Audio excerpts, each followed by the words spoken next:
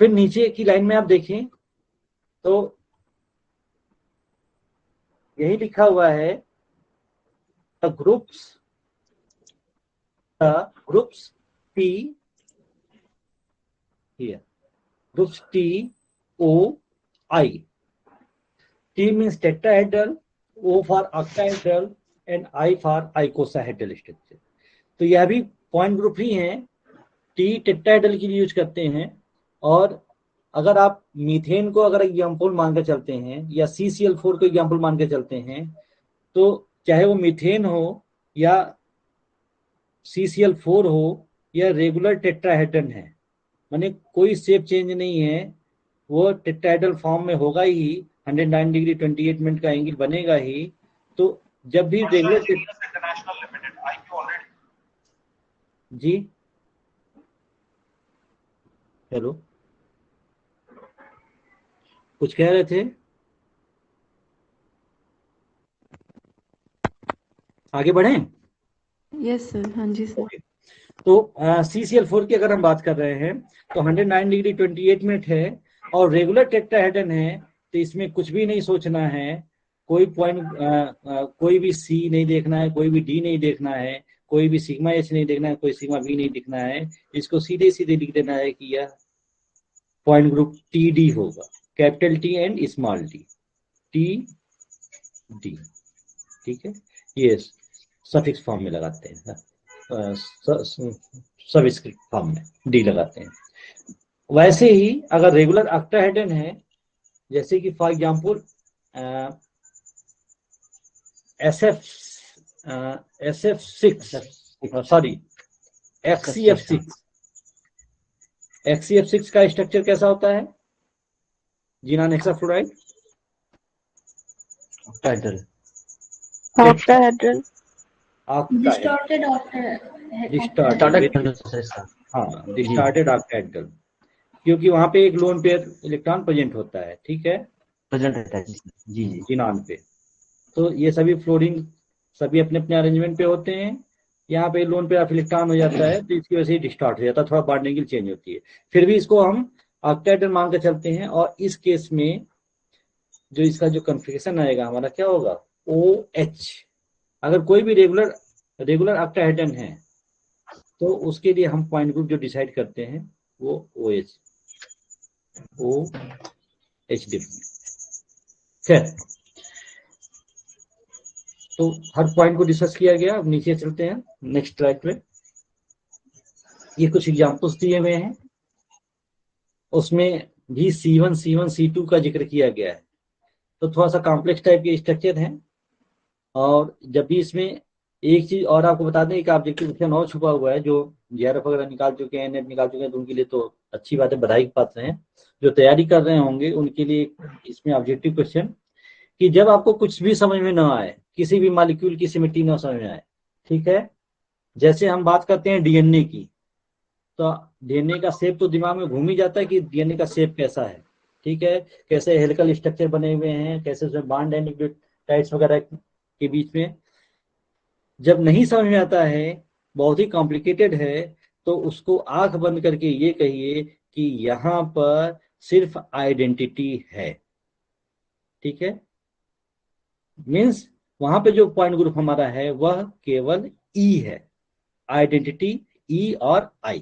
जब कुछ भी ना समझ आए, तो कुछ भी समझ में ना आने का मतलब कि अपने आप को बेवकूफ भी नहीं बनाना है, बहुत ज्यादा कॉम्प्लिकेटेड है, वैसा लगता है कि उलझाऊ टाइप का है, कुछ भी नहीं समझता, तब उसके लिए यूज करिएगा, just like a DNA molecule. वैसे यहाँ पे C1 यूज किया गया है, फर्स्ट कॉम्प्लेक्स में भी, सेकेंड में भी, C2 में भी।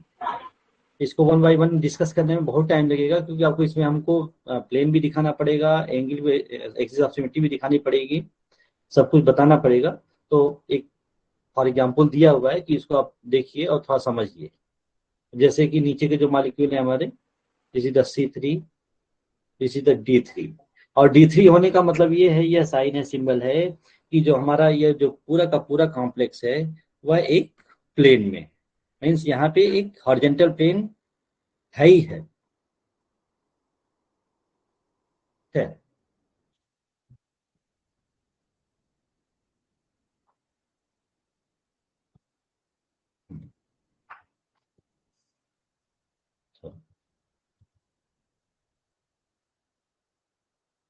उस सिमेट्री के बारे में कुछ खास पॉइंट, बार बार सिमेट्री वर्ड का यूज हो रहा है। तो एक्चुअली जो सिमेट्री है वो वर्ड यूज करते हैं मेनली फिजिक्स के केस में। ये फिजिक्स का स्टार्टिंग पार्ट है, मतलब फिजिक्स में ही यूज किया गया था, और उस साइंटिस्ट का नाम है निकोलस स्टेनर। और जिसने ये बीएससी पार्ट 1 में ये रूल्स जो रेड लाइंस में लिखी गई है, law of the constituency of interfacial angles, ये रूल्स पढ़ाए जाते हैं। सॉलिड हिस्ट्री आप पढ़ाते हैं बीएससी पार्ट 1 में, पहले था, अब सेमेस्टर वाइज हो गया तो कुछ हो सकता है पोर्शन चेंज हो। लेकिन यह जो पार्ट हम बार बार सिमेट्री की बात करते हैं वह फिजिक्स का पार्ट है, और इस पॉइंट को सिमेट्री देने वाले जो साइंटिस्ट हैं वह है Nicolas Steno. In 1669 they gave the law of constancy of interfacial angles, and this is also known as the first law of crystallography। ये क्रिस्टल के लिए ही यूज करते हैं। और जब कभी भी आपसे पूछा जाए कि what is the first law of crystallography, then you tell the law of the constancy of interfacial angles। Interfacial angles just a second।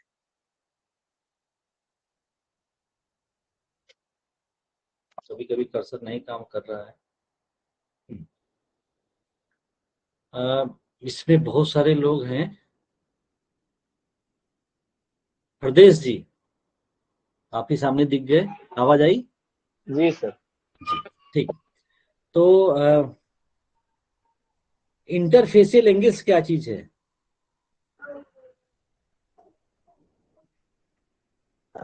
अंदर जो फेस पे एंगल्स हैं, वो अंदर एंगल्स। फेस पे एंगल।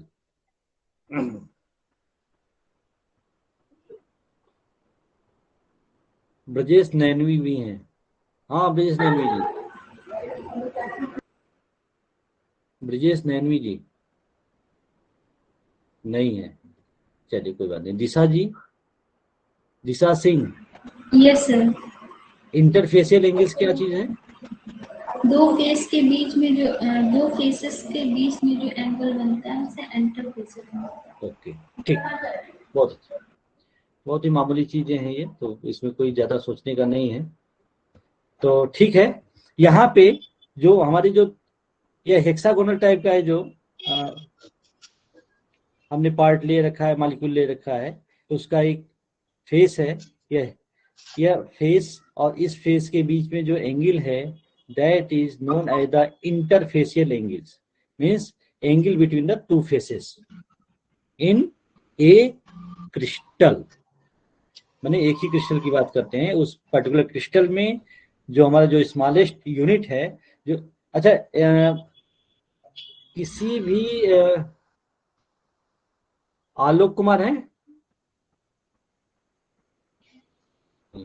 जी सर।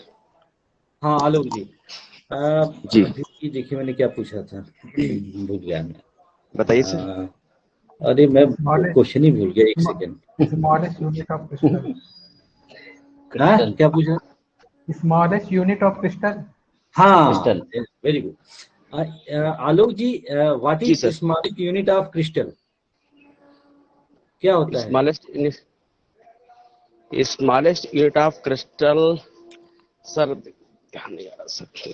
चलिए ध्यान नहीं आ रहा, कोई बात सर, नहीं। यूनिट स्वतंत्र cell Vajpayee. Unit cell. Unit cell sir. Unit cell, unit cell sir, unit cell. Unit cell. हाँ सर यूनिट सेल हाँ। Is arrange to regular formation of crystal. Regular form में अगर यूनिट सेल को रख देंगे तो क्रिस्टल का फॉर्मेशन सर हो जाएगा जाकर के। बिल्कुल। तो जो हमारा स्मॉलेस्ट यूनिट, स्मॉलेस्ट पार्ट जो होता है, बनेगा ही वो ऐसे ही। वो यूनिट सेल ही है ना? जी sir, smallest part of unit cell. तो अब इसी पे आगे बढ़ते हैं। आप देखिए, मैं जो चाह रहा था बात करना कि जब कभी भी हम सिमेट्री की बात करते हैं तो हम सिमेट्री देखते किस लिए? तो जो सिमेट्री हम देखते हैं वह किसकी देखते हैं? फर्स्टली हम लैटिस की बात करते हैं, उस लैटिस के बाद हम क्रिस्टल की सिमेट्री देखते हैं, क्रिस्टल के बाद हम मॉलिक्यूल की भी सिमेट्री देखते हैं, और मॉलिक्यूल के बाद हम यूनिट सेल की सिमेट्री देखते हैं। तो कोई कंफ्यूजन ना हो, हम लैटिस की भी सिमेट्री देखते हैं, क्रिस्टल की भी देखते हैं, मॉलिक्यूल की भी देखते हैं, यूनिट सेल की भी देखते हैं। कैसा क्वेश्चन अराइज होता है, कैसा हमको पढ़ना है, उसके हिसाब से हम उसको चूज करते हैं। तो symmetry of what? The symmetry under consideration could be one of the following, in that is one is the lattice, then crystal, then molecule, and after that last is the unit cell. Means lattice से छोटा part crystal, crystal से छोटा part molecule, और molecule से भी छोटा part है unit cell, that is the smallest part of the crystal. Okay, और क्रिस्टल में कोई भी प्रॉपर्टीज, क्रिस्टल की बहुत सारी प्रॉपर्टीज हैं। जैसे पूछा जाता तो सबसे पहले तो यही होता है कि ब्राइटनेस होनी चाहिए, ये होनी चाहिए, वो होनी चाहिए, सब कुछ है। लेकिन उसके साथ खास बात यह है कि उस क्रिस्टल में कोई प्रॉपर्टी हो या ना हो, उस क्रिस्टल में कम से कम सिमेट्री तो होगी ही हो। ठीक है, और सिमेट्री की रिक्वायरमेंट क्यों है? क्योंकि इस सिमेट्री के बेस पे आप इनफाइनाइट जो इंफॉर्मेशन है क्रिस्टल के बारे में, उसको आप लिमिट में, माने एक पोर्शन अगर आपको बता दिया जाए, पॉइंट ग्रुप बता दिया जाए, या केवल सिमेट्री बता दी जाए, तो आप उस सिमेट्री के बेस पे आप यह बता सकते हैं कि इसकी अदर प्रॉपर्टीज कैसी होगी, जस्ट लाइक उसका थर्मल कंडक्टिविटी कैसा होगा और ऑप्टिकल एक्टिविटी कैसी होगी। ठीक है, तो इसलिए यह जरूरत पड़ती है सिमेट्री की। माने बहुत ज्यादा अमाउंट को क्या करता है, वो छोटे अमाउंट में ट्रांसफर करता है, और उस छोटे से अमाउंट में पॉइंट ग्रुप से ही आपको बहुत सारी प्रॉपर्टीज पता चलती है उस पर्टिकुलर क्रिस्टल के बारे में। और सिमेट्री हर जगह है, बिना सिमेट्री की कोई भी ऑब्जेक्ट नहीं है। यह बिल्कुल वैसे ही है जैसे आप ध्यान दीजिए कि जो हिंदूज हैं वो टेम्पल की बात करते हैं, जो मोहम्मदन हैं वो मस्जिद की बात करते हैं, और जो क्रिश्चियन हैं वो चर्च की बात करते हैं। ठीक है, जो सिख हैं वो गुरुद्वारा की बात करते हैं। सभी का आप अगर शेप देखें तो बहुत ही प्लीजेंट होता है, आप देखते हैं तो बहुत खुश होते हैं अपने अपने रिलीजन के हिसाब से। और उसमें भी अगर देखें तो उनको भी अगर मंदिर को, मस्जिद को, या किसी भी को अगर उसका एक शेप पेपर में बनाएं या फोटो खींचें और उसको जस्ट हाफ पार्ट से डिवाइड करें, तो दोनों ही पार्ट एक दूसरे के मिरर इमेज लगते हैं, यानी दोनों ही पार्ट बिल्कुल सेम होते हैं। यानी कि हर रिलीजन के जो सिंबल्स हैं, माने टेम्पल है या मस्जिद है या चर्च है या गुरुद्वारा है, सभी में सिमेट्री है। तो ये एक बेसिक एग्जांपल है, मैंने सिंपल सा एग्जांपल है कि सिमेट्री हर जगह है, और सिमेट्री वही है जो हमको देखने में आंखों को सुकून मिले, माने अच्छा लगे। बिल्कुल वैसे ही है कि जैसे यहाँ पे अक्षय कुमार बैठे हैं और उनकी नाक खींच करके क्या की जाए, 2 मीटर की कर दी जाए, तो अब वो कैसे लगेंगे? अच्छे नहीं लगेंगे। ठीक है, स्वतंत्र वाजपेयी जी बैठे हैं, अगर इनका जो हेडफोन है अगर दोनों कानों में लगाया हुआ है इन्होंने, अगर उसको पलट करके एक कान में केवल लगा दें और ऐसे फेंके हुए हो तो सिमेट्री नहीं मिलेगी, तो अच्छा नहीं लगेगा।